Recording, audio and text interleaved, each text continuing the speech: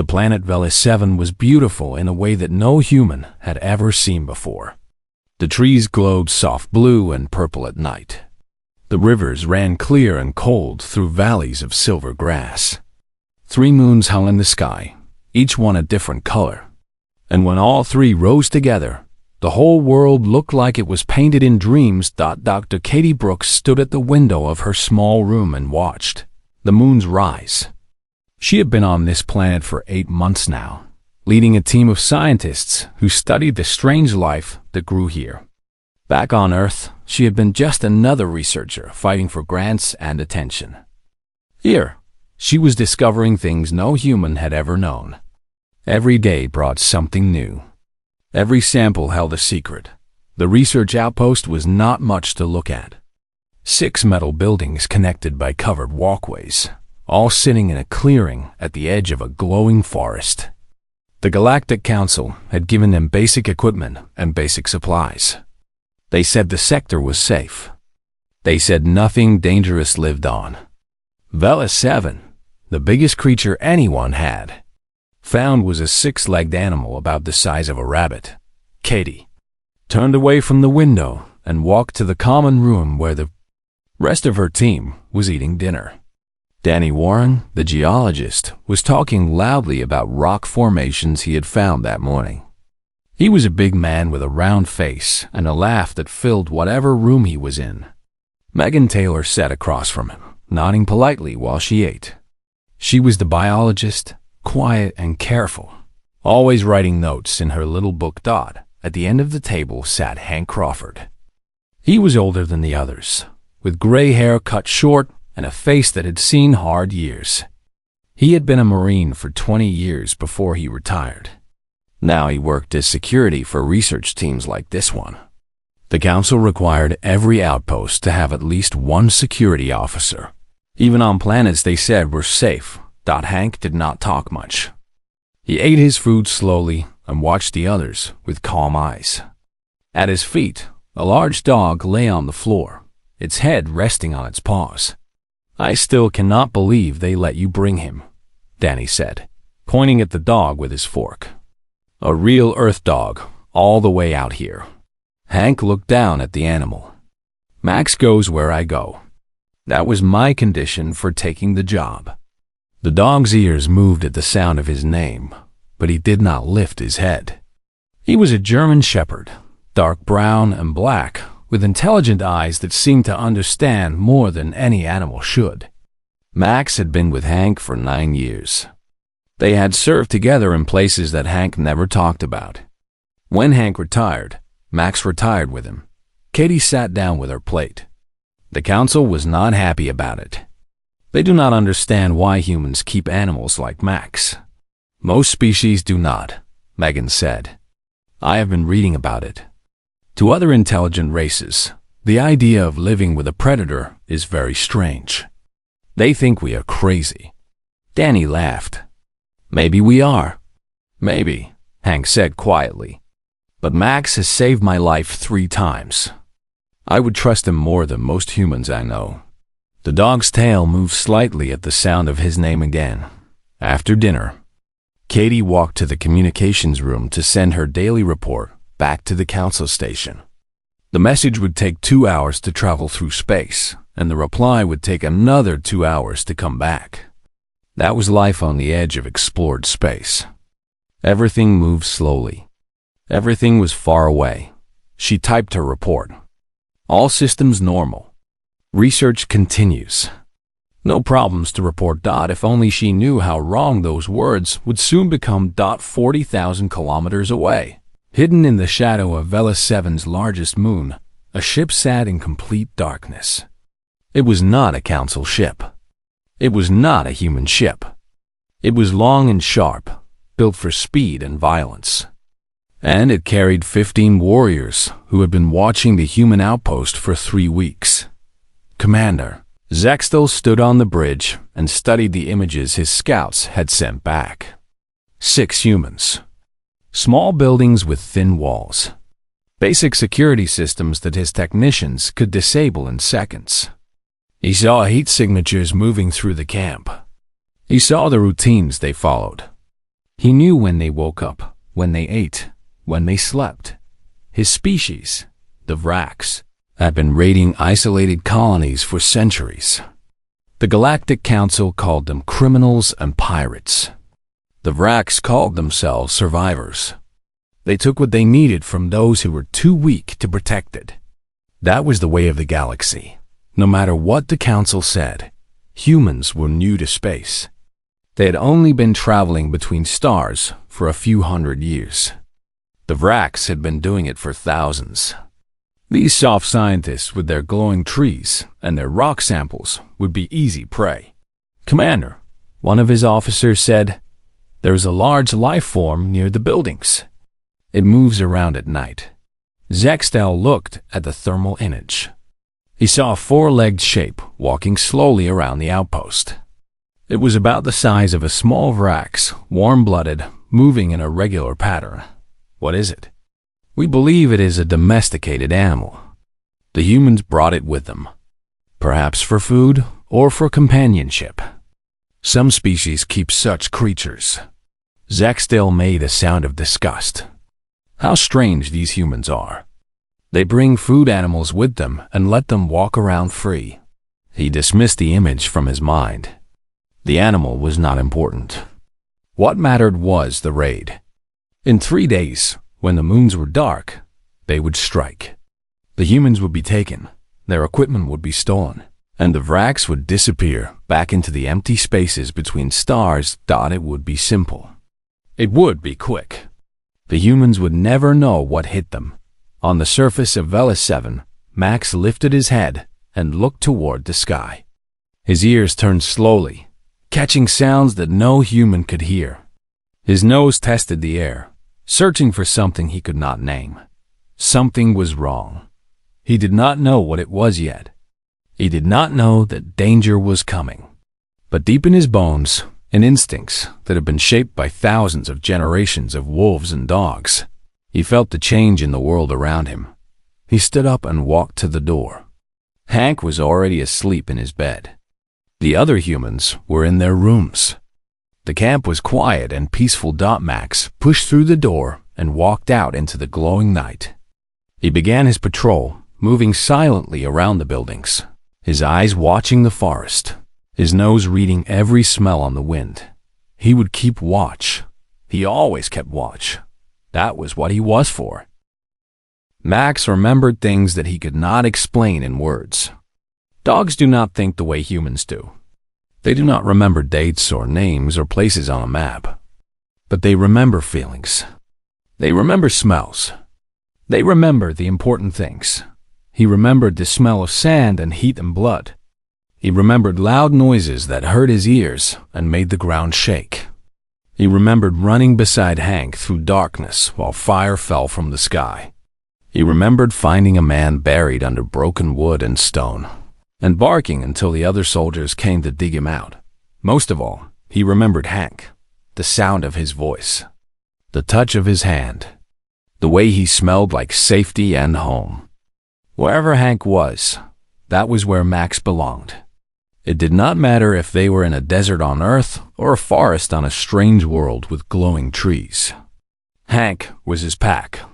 Hank was everything. The first time Max saw an alien, he did not understand what he was looking at. It was tall and thin, with too many arms and eyes that did not blink. It smelled like nothing he had ever smelled before, a mix of chemicals and something sharp and cold. He had growled at it until Hank told him to stop. "It is okay, boy," Hank had said. "They are just different. Not enemies, just different." Max learned to accept the aliens after that. He did not like them exactly, but he tolerated them. They were part of this new world, and Hank seemed to trust them, so Max would trust them too. But he never stopped watching. He never stopped smelling. His instincts were always awake, always testing the world around him for signs of danger. The other scientists on Velis 7 had taken time to get used to Max. Megan Taylor had been scared of him at first. She had grown up in a city where dogs were rare, and she did not understand how to act around such a large animal. But Max was patient with her. He sat quietly when she was near. He never jumped or barked. After a few weeks, she started to pet his head when she walked past, and Max would wag his tail gently. Danny Warren loved Max from the beginning. He would sneak extra food to the dog when Hank was not looking and scratch behind his ears until Max's back leg kicked with pleasure. "You are a good boy," Danny would say, using the silly voice that humans sometimes used with animals. "Yes, you are. Yes, you are." Max did not understand the words, but he understood the feeling behind them. He understood that Danny was a friend. Katie Brooks respected Max but kept her distance. She was always busy, always thinking about her work, and she did not have time for playing with dogs. But sometimes, late at night when she could not sleep, she would come to the common room and find Max lying by the window, watching the moons. She would sit in a chair and look at the same moons, and they would share the quiet together. On the night before the attack, Max knew something was different. He could not explain how he knew. There was no single thing he could point to, no obvious sign that danger was coming.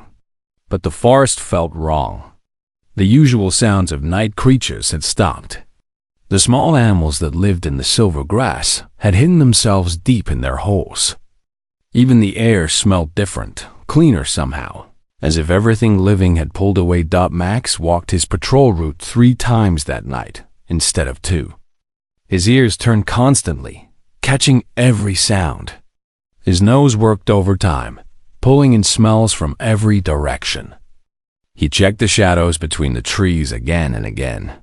He stared into the darkness until his eyes hurt. Something was out there. Something was watching. He thought about waking Hank. He thought about barking to alert the camp. But he did not know what to warn them about. He could not see the enemy. He could not smell them yet. There was only the feeling, deep in his gut, that the world had changed and danger was close. So he waited. He was good at waiting. He had learned patience in the military, lying still for hours while Hank and the other soldiers prepared for missions. He had learned that sometimes the best thing to do was nothing at all. Watch, listen, wait for the moment when action was needed. The wreck ship moved closer that night. It came down through the atmosphere slowly, using the darkness and the mountains to hide its approach. Zach still stood on the bridge and watched the surface of the planet grow larger on his screen. 15 warriors sat in the cargo hold behind him, checking their weapons, ready for the raid. They had done this many times before. They had raided mining colonies and trading posts and research stations. They had taken prisoners from a dozen different species. Humans were new to them, but how different could they be? They were soft. They were scientists. They had no real weapons, no military training. Scans show all heat signatures inside the buildings, an officer reported. They are sleeping. What about the animal? Walking around the perimeter. It is no threat. It is just an animal. Zextel clicked his teeth in a wrack smile. Good. We land in 3 hours. Everyone rest now. We attack when the moons are at their lowest. The ship found a landing spot 10 kilometers from the human camp. It settled into a valley between 2 hills, hidden from sight. The warriors climbed out into the alien night, their scales gleaming faintly in the starlight. They moved through the forest in a spread formation, each one knowing their role. Some carried pulse rifles. Some carried neural disruptors that could knock a human unconscious with a single shot. They had nets and restraints for the prisoners. They had cutting tools for the locks. Everything was planned. Everything was ready. What they did not plan for was Max. As the racks moved closer to the camp, their smell finally reached the dog. It was a strange smell, reptilian and chemical, mixed with the oil of their weapons and the dust of their ship. Max had never smelled anything like it before, but he knew immediately what it meant. Enemies. Coming fast. Coming with purpose. His lips pulled back from his teeth. A low growl built in his throat, but he did not let it out. He did not bark.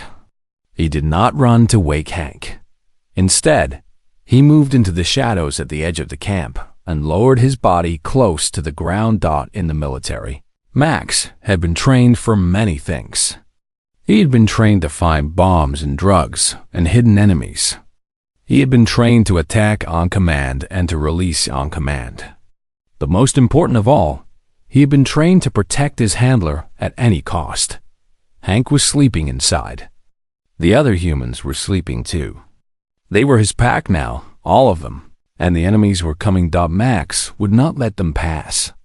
He settled into the darkness and waited for the first Vrax to come close enough. He did not feel fear. He did not feel doubt. He only felt the cold, patient focus of a predator ready to do what predators do. The night was about to become a nightmare. The first Vrax warrior came through the trees like a shadow. His name was Kethril, and he had been raiding since before most of his companions were born. He moved without sound, his clawed feet finding the soft spots in the ground, his scales pressing flat against his body to pass through the brush without rustling a single leaf. He carried a pulse rifle in his upper arms and a neural disruptor in his lower ones. In 30 years of raids, he had never failed to reach his target. He would not reach his target tonight. Max saw him before Kethril saw anything. The dog's eyes were not as good as a human's in bright light, but in the darkness, they worked far better. He watched the Vrax creep toward the communications building, staying low, moving slowly. Behind Kethril, Max could see more shapes in the forest. More enemies. Many more than one dog should be able to fight.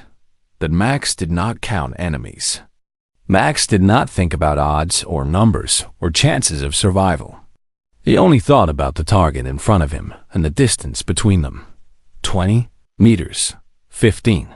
10. Kethril paused at the edge of the clearing. He looked at the building ahead. The windows were dark. The door was closed. No movement inside. He raised his hand to signal the others forward. He never finished the signal. Max hit him from the side like a missile. 40 kilograms of muscle and bone and fury slammed into the Vrax at full speed, driving him to the ground. Before Kethril could shout, before he could raise a weapon, teeth closed around his throat. Max bit down with crushing force, his jaws designed by a million years of evolution to kill prey exactly this way. He felt bone crack. He felt scales tear. He felt the life go out of the body beneath him. 1 second. Maybe 2. That was all it took. Max released the body and melted back into the shadows. His ears tracked the sounds of the other Vrax, still moving toward the camp, not yet aware that anything had happened. His nose pulled in their scents, mapping their positions in his mind. The second Vrax to die was named Sithna. He was young and eager and wanted to prove himself. He had moved too far ahead of his group, trying to be the first to reach the human buildings. He did not hear Max coming. He did not feel anything except a moment of pressure on his neck. And then he felt nothing at all. The third was older and more careful. Her name was Vexala, and she was one of Zextal's best stouts. She heard a soft sound behind her and started to turn. But Max was faster. Always faster. His teeth found her throat before her eyes found him. 3 Vrax dead in less than a minute. 3 bodies cooling on the ground while their companions moved forward. Still thinking the raid was going as planned, Max circled through the trees, invisible in the darkness. His dark fur blended perfectly with the shadows. His paws made no sound on the soft ground. He was a ghost, a phantom, a nightmare that the Vrax did not even know existed. The 4th kill was Messier. The Vrax was standing close to 2 others, and Max had to strike fast before they could react. He came in low, hitting the warrior's legs and bringing him down, then finishing him before he could cry out. But the body fell hard, and one of the nearby Vrax turned at the sound. What was that? Max was already gone, sliding into the brush, circling around. The Vrax who had spoken pointed his rifle into the darkness, trying to see what had made the noise. He found his dead companion lying on the ground, throat torn open, blood soaking into the silver grass. "Commander!" he shouted. "Commander, we have a problem." The shout broke the silence of the night. Lights came on inside the human buildings. The other Vraks stopped their approach, confused, looking toward the sound. Zexto pushed through the brush, his own rifle ready, his eyes scanning the darkness. "What happened?" "Kethril is dead. Something killed him." Zexto looked down at the body. He saw the wounds on the throat, the deep punctures, the torn scales. His mind raced through possibilities. What kind of creature could do this? What lived on this planet that could kill a trained Vrax warrior so quickly and quietly? Then he remembered the thermal scans.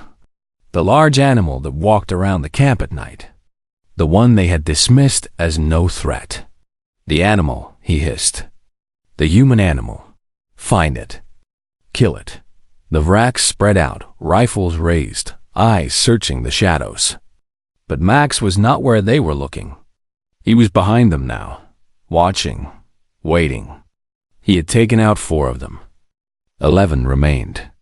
The odds were still bad, but they were getting better. Inside the communications building, Katie Brooks woke to the sound of shouting. Alien shouting. She sat up in her bed, heart pounding, trying to understand what was happening. Through her window, she saw lights moving in the forest. Strange lights that did not belong to her team.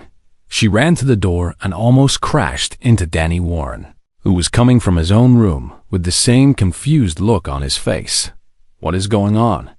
he asked. "I do not know." "Where's Hank?" They found Hank in the common room, already dressed, his rifle in his hands. His face was calm but hard, the face of a soldier preparing for combat. "Stay inside," he said. "Lock the doors. Do not come out until I tell you it is safe." "Hank, what is happening? Who was out there?" "I do not know yet." He looked around the room. "Where's Max?" Katie and Danny looked at each other. The dog was not inside. The dog had not been inside for hours. Hank's face changed. Something cold and dangerous came into his eyes. "Stay here," he said again. "Lock everything. I am going to find my dog." He moved to the door, opened it just enough to slip through, and disappeared into the night. Outside, the Vraks were starting to panic. 2 more of their warriors had gone down while Zextal was giving orders. They had not seen the attacker. They had not heard anything. Their companions had simply fallen, dead before they hit the ground, and the shadows had swallowed whatever killed them. "Form a circle," Zextal commanded. "Back to back. Watch every direction." The remaining warriors obeyed, pulling close together, their weapons pointing outward. They stood in a tight group near the edge of the clearing, scales shaking, eyes wide. They had raided 100 colonies and never felt fear like this dot in the darkness. Max watched them. He had killed 6 now. 9 remained. They were scared. He could smell it on them. Scared prey made mistakes. Scared prey bunched together and made themselves easy targets. He was tired. His jaws ached. His body hurt from the impacts. But the enemies were still here, still threatening his pack. And he would not stop until every last one of them was down. He gathered his legs beneath him and prepared to attack again. The night was not over yet. Commander Zextal had lived a long time by Vrax standards. He had survived battles that killed most of his companions. He had escaped traps that should have ended him. He had seen things that would break the minds of weaker beings. But standing in that circle of terrified warriors, watching the darkness for an enemy he could not see, he felt something he had not felt in many years, true fear. "Spread your lights," he ordered. "Cover every shadow. It cannot hide if we can see it." The warriors activated their shoulder lamps, throwing beams of white light into the forest. The glowing trees around them seemed to fade in the harsh artificial glare. Shadows retreated, but new shadows formed, and the light could not reach everywhere at once. "There!" one warrior screamed, firing his pulse rifle at something moving between the trees. The bolt struck a tree trunk and exploded in a shower of sparks. Nothing else. Just a branch moving in the wind, or maybe a small animal running away from the noise. Not the killer they were hunting. "Save your shots," Zextal snapped. "You cannot kill what you cannot see." Max watched from behind a fallen log, 30 meters away. The lights made things harder, but not impossible. He had learned long ago that light created as many shadows as it removed. The bright beams blinded the Vraks to the darker spaces between them. Their eyes could not adjust fast enough when they looked from lit areas to unlit ones. He could use that dot. He moved in a wide circle, staying low, keeping the bulk of the log between himself and the enemy. His body ached in a dozen places. One of the Vraks he had killed had managed to scratch him with its claws before dying, and he could feel blood matting the fur on his shoulder. But the wound was not deep, and the pain was distant, pushed aside by the focus that filled his mind. 3 of the warriors had drifted slightly away from the main group. They were facing outward, rifles raised, watching a patch of trees to the north. Their backs were exposed. Max burst from cover like a lightning strike. He crossed the open ground in 2 heartbeats, a dark blur in the night, and hit the nearest warrior before anyone could shout a warning. His teeth found their target, closed, tore. The body dropped. He was already moving to the second warrior, who was turning too slow, always too slow. Another kill, another spray of blood, another body falling. The third warrior managed to fire. The pulse bolt screamed past Max's ear, so close he could feel the heat of it. But the dog was not where the bolt went. He was already behind the warrior, already striking, already finishing the work. Then he was gone again, vanishing into the shadows before the remaining Vraks could aim their weapons. 3 more down. 6 left. Zextal felt his heart racing in his chest. 6 warriors left from 15. More than half his force. Killed by an animal. A pet. A creature that humans kept for companionship. It was impossible. It was insane. It was happening. "Fall back to the trees," he ordered. But something solid behind us. The warriors moved, stumbling over their own feet, their lights swinging wildly as they retreated. They found a cluster of thick tree trunks and pressed their backs against the bark, forming a half circle with weapons pointing outward. Zextal tried to think. The ship was 10 kilometers away. They could not run that far without the animal catching them. They could not call for help because the electromagnetic pulse had fried their own communications as well as the humans. They were trapped on this planet with a monster, and the monster was winning. He heard something in the darkness. A soft sound like breathing, like an animal panting after a long run. "It is tired," he said, more to himself than to his warriors. "It must be tired. It cannot fight forever." He was right about that. Max was tired. His legs burned from the sprinting. His jaws ached from the killing. His lungs pulled in air that never seemed like enough. But tired or not, the enemies were still standing. Tired or not, his pack was still in danger. He would rest when it was done. Then a new sound reached his ears. Footsteps. Human footsteps. And a voice he knew better than any other voice in the world. "Max." Hank Crawford moved through the forest with his rifle raised. He had heard the pulse blasts. He had seen the bodies on the ground. His mind was having trouble accepting what his eyes were telling him, but he pushed the confusion aside. There would be time to understand later. Right now, he needed to find his dog. "Max! Come here, boy." Max heard the call and felt a pull toward his owner. Every instinct told him to run to Hank, to be near him, to protect him directly. But running would expose him. Running would let the enemies see him. And the enemies still had weapons that could hurt Hank. He stayed hidden. He kept watching. Hank found the cluster of racks pressed against the trees. He counted them quickly. 6. Alien species he did not recognize. Armed with weapons he had never seen before. But their fear was obvious. They were shaking. They were looking in every direction at once. Something had scared them badly. "Drop your weapons," Hank said, keeping his voice calm and steady. "I do not want to kill anyone tonight." Zextel looked at the human. One human. One weapon. Against 6 Vrax warriors. The math was simple. "Kill him," Zextel ordered. 2 warriors raised their rifles. Max came out of the darkness like a demon. He hit the first warrior from behind, driving him forward into the second, sending both of them tumbling to the ground. His teeth found the throat of the first one and crushed it. The second tried to roll away, but Max was on him in an instant, finishing him with brutal efficiency. Hank fired his rifle twice. 2 more Vrax dropped.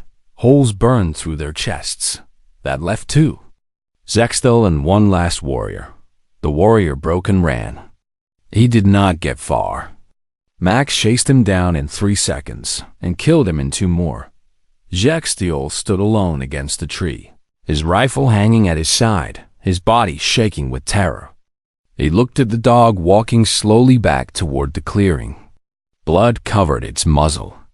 Its eyes glowed in the light from his shoulder lamp. It did not look like a pet anymore. It looked like death itself, walking on 4 legs. "Please," he whispered. Max stopped in front of him. The growl in his throat was low and constant, a sound that promised violence if the enemy made any wrong move.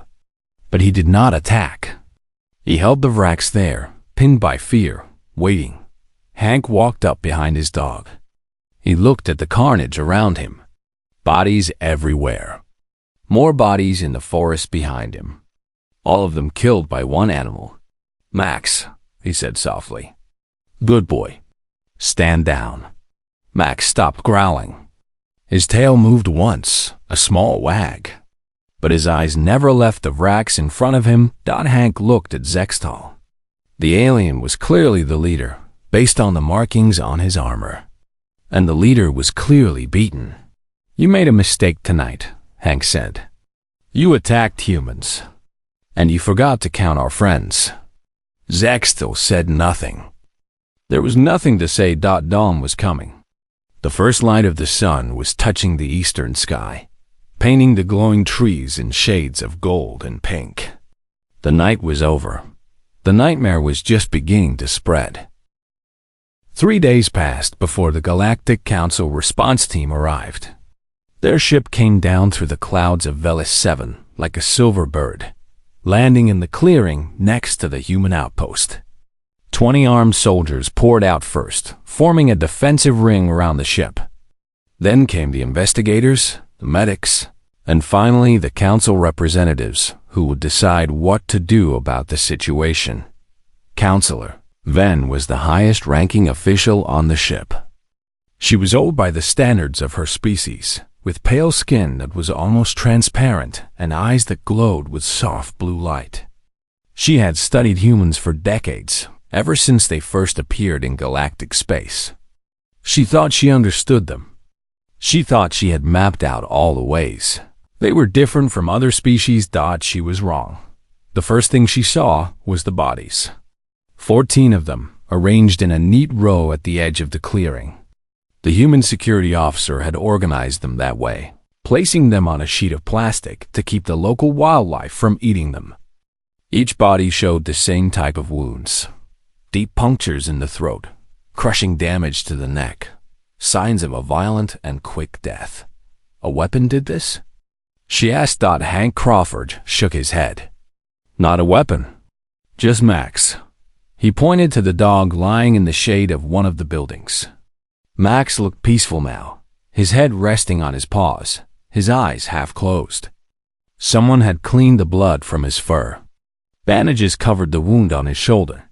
Ven walked closer to the animal. Max opened his eyes and watched her approach, but he did not move. His tail did not wag. His ears did not perk up. He simply observed her with the patient attention of a creature that had nothing to prove. This animal killed 14 armed Vrax warriors? Ven asked. 11 by himself. I shot 3. Ven turned back to look at the row of bodies. 11. One animal. Impossible. And yet the evidence was right in front of her. How? She asked. Hank walked over to Max and knelt down beside him. The dog's tail moved slightly, and he pushed his head against Hank's hand, looking for scratches behind his ears. Max was trained by the military, Hank said.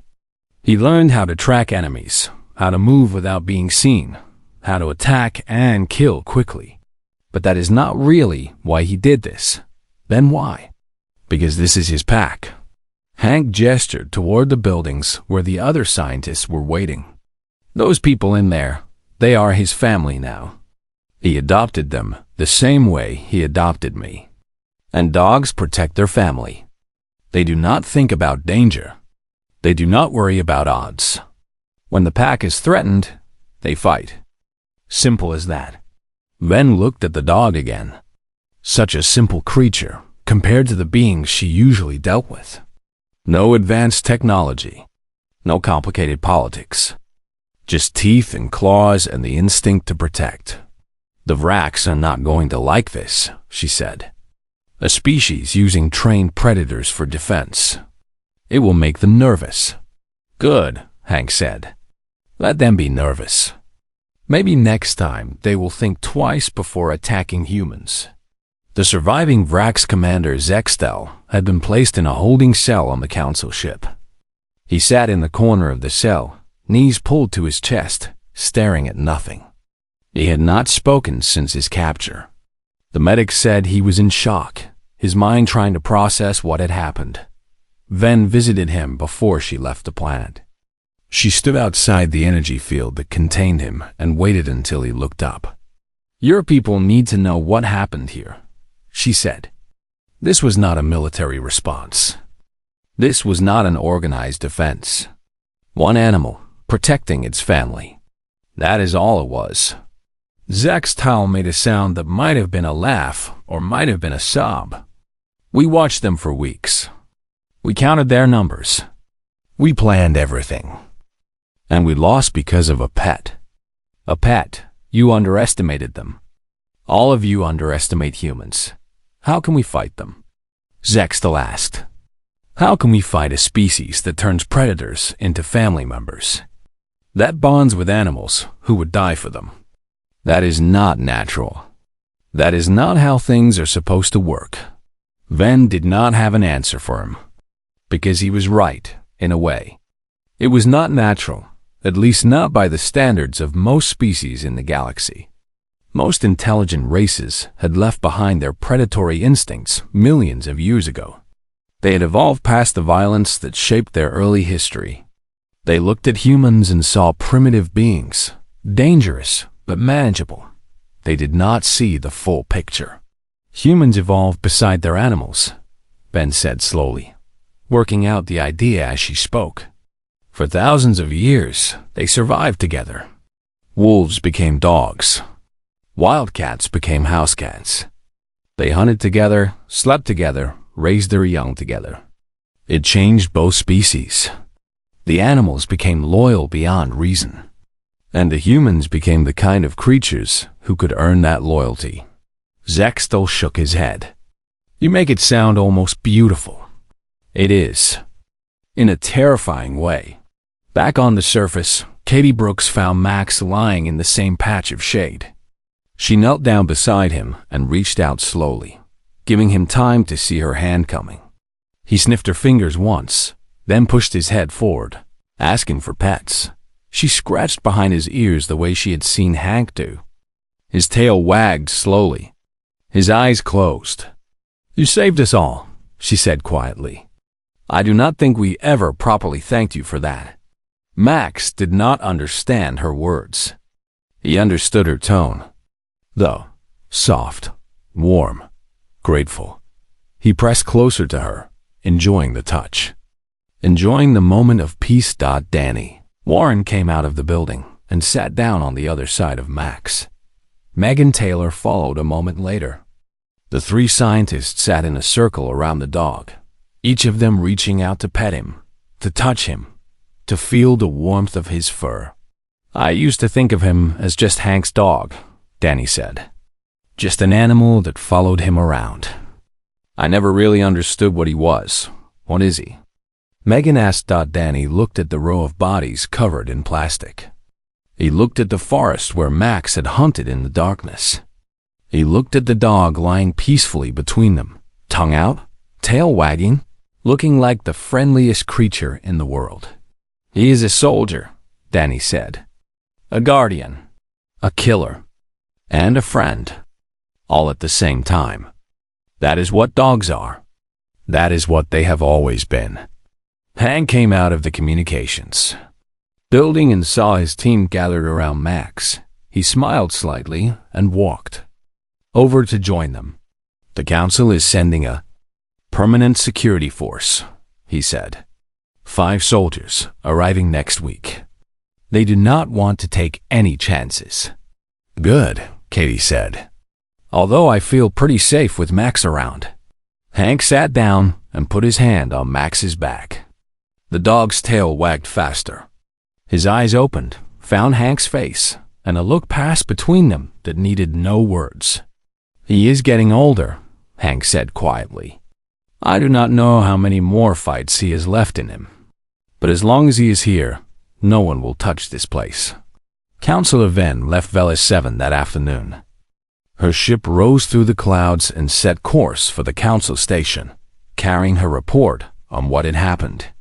She spent most of the trip writing, trying to explain the events in terms that her colleagues would understand. She was not sure she understood them herself. The news spread quickly through the Vrax territories. 14 warriors dead. 1 survivor in council custody. All of them taken down by a human pet. Some called it a lie. Some called it propaganda. But then the stories started coming from other places. Stories of human colonies where strange animals patrolled at night.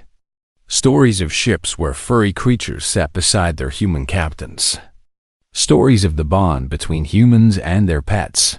A bond that went deeper than logic, deeper than reason. The message was clear. Humans were not alone. They never traveled alone. They brought their friends with them wherever they went. Friends with teeth and claws and the willingness to die for their pack.